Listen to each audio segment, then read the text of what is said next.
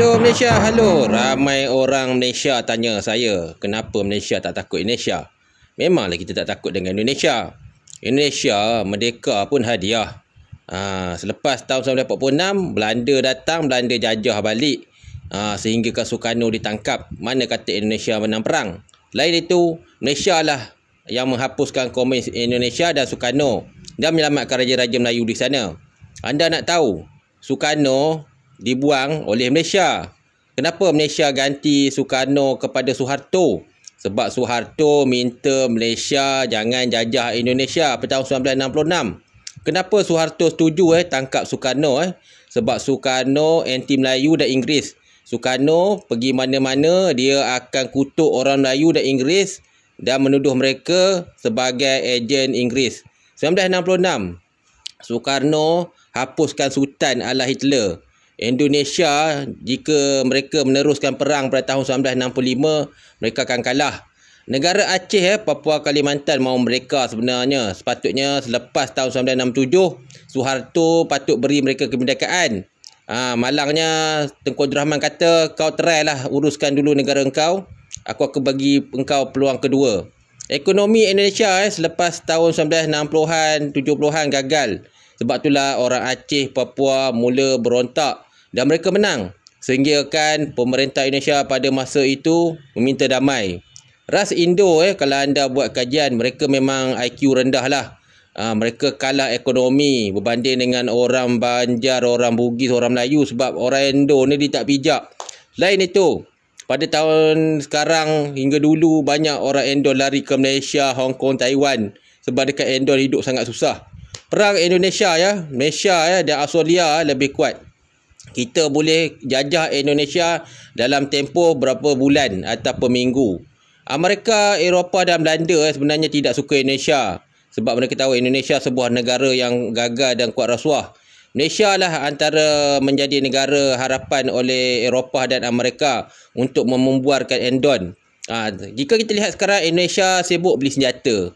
Sebab negara dia ekonomi tak ada. Indonesia sebenarnya sudah tertinggal hampir 150 tahun. Ekonomi gagal, jadi mereka beli senjata banyak untuk menunjukkan bahawa mereka tidak boleh diganggu. Sebenarnya perang ni guna akal.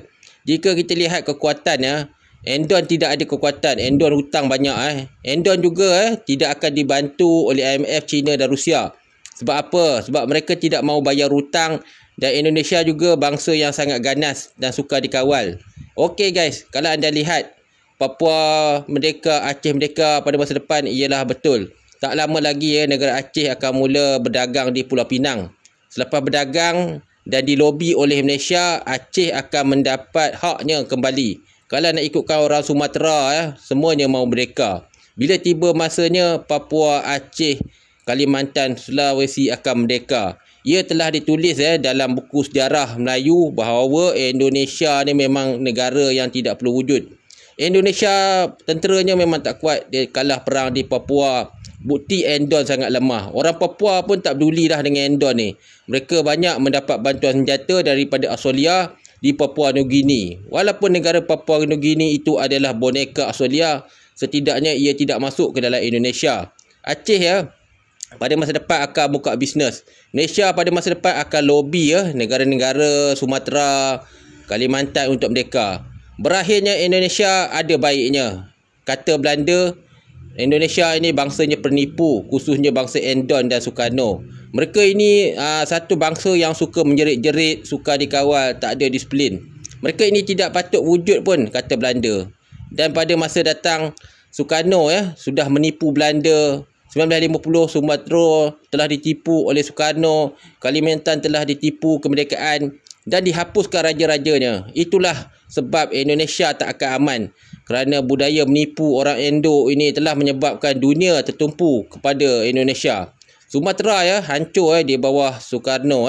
Di bawah Indonesia, orang Sumatera yang kaya-kaya sekarang dah jadi pembunuh. Ramai orang Sumatera jadi jahat. Dan orang Kalimantan pun jadi jahat. Mereka adalah bangsa yang baik. Tetapi disebabkan pendidikan Indonesia, mereka menjadi bangsa yang jahat sekarang. Kalimantan, Papua, Sulawesi akan dibebaskan pada masa depan. Hanya menunjukkan masa itu mas. Sekarang ini Kalimantan Papua sangat miskin. Yang kaya hanya Pulau Jawa saja. Hasil-hasil bumi dibawa ke Pulau Jawa. Endon negara lemah yang dikelilingi musuh dan apapun akhirnya Malaysia akan menang.